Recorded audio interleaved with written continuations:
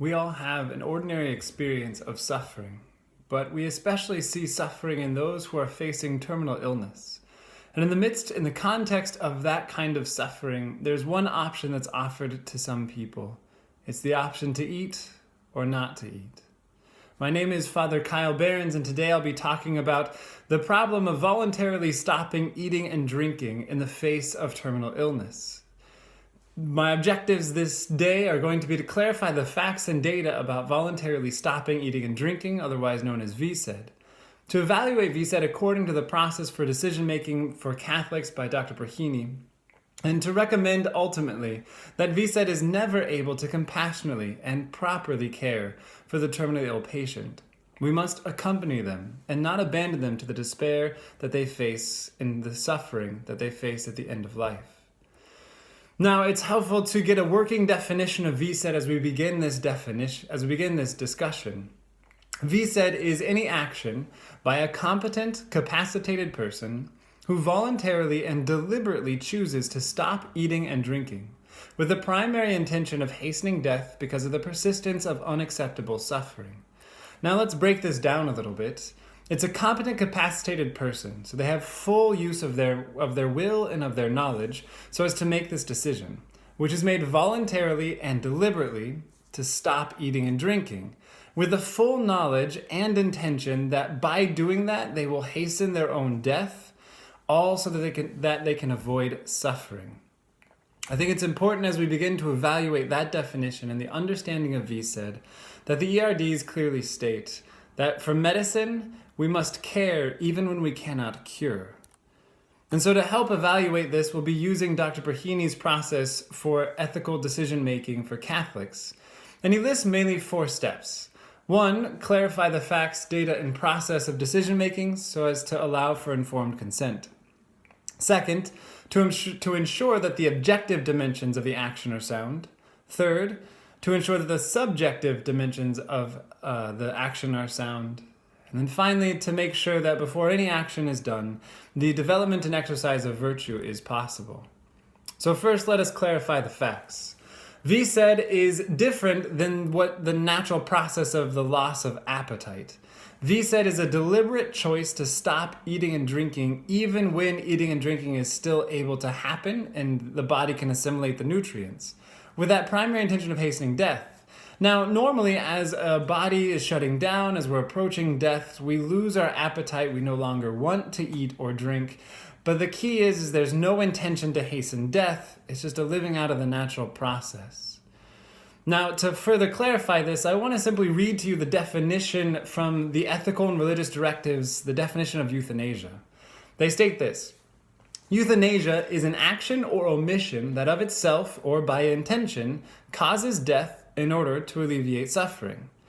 This is almost word for word for the common definition of VSED, that euthanasia, by that action of refusing food and water, by that very action, a person is seeking to cause death, to hasten death, so as to alleviate suffering. It's almost word for word euthanasia. Now, the proponents of VSED are going to ask us to accept this idea that we definitely can refuse medical treatment. And indeed we can.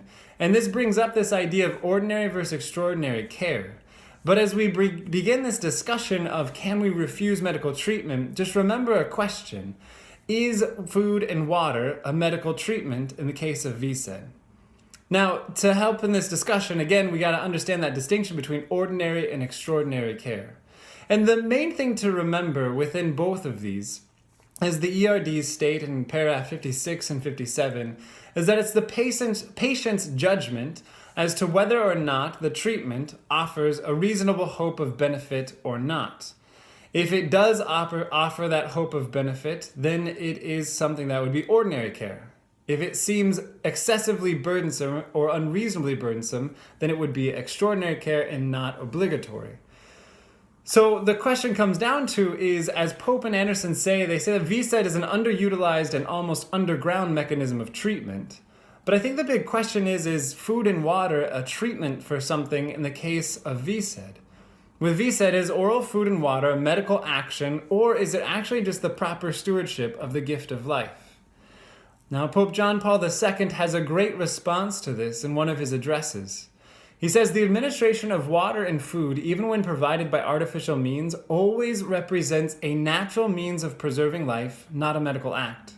Its use, furthermore, should be considered in principle ordinary and proportionate, and as such morally obligatory, insofar as and until it is seen to have attained its proper finality, which in the present case consists in providing nourishment to the patient and alleviation of his suffering. So in the case of VSED, food and water is still able to fulfill that natural process of nourishing the body. It could even help alleviate some of the suffering by giving strength. And so in these cases, food and water is not a medical act. It's not treating any of the symptoms or underlying diseases. It is an ordinary, obligatory means of preserving life. Now, the proponents of VSED will come back again and say, well, we must respect the autonomy of the patient, especially at the end of their life. Now, I think in the midst of this discussion between autonomy and stewardship of life, the intro to part 5 from the ERDs helps guide us a little. They state this: the truth that life is a precious gift from God has profound implications for the question of stewardship over human life. We are not the owners of our lives, and hence do not have absolute power over life. And so within this idea that life isn't ours to control, but it's a gift of ours to accept and respect and be proper stewards of, we got to talk a little bit about dignity. Now, there's a great article by Deacon Michael Brungart about accompaniment at the time of terminal illness. He gives us 3 different kinds of dignity: intrinsic, inflorescent, and attributed. Intrinsic dignity is something we all have by human nature. Can't be taken, can't be changed, it's always there. Inflorescent dignity is the flourishing of that intrinsic dignity in our lives. Our practice of autonomy and bodily integrity are examples. Attributed dignity is something that's based on a created set of values, whatever values we create for ourselves. Now, in the midst of terminal illness, we have pain, which is physical pain, something that's very physical that we can treat with medicine.